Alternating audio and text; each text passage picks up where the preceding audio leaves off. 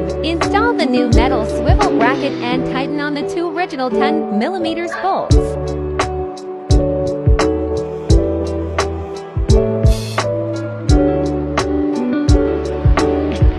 6. Install this new trim on with the 2 original Torx 30 screws.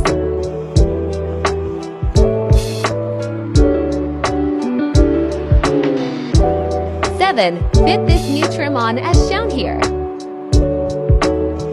8. Reconnect the connector and the retaining plug back on. Then push the screen back on. 9. Install the 2 new 10mm bolts that came with the kit. 10. Reconnect the temp sensor and clip the new trim into place.